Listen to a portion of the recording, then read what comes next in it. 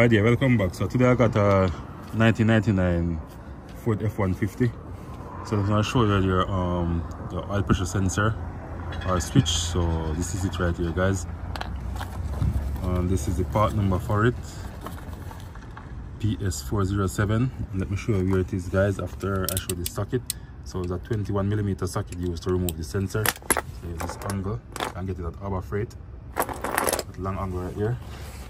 Off in drive.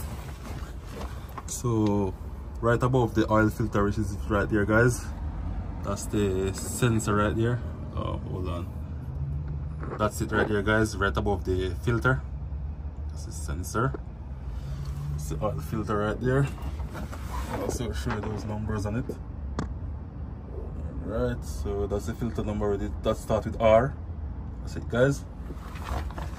So hope this video helped you guys. So if you find this very useful, please like, share, comment and subscribe. Thank you.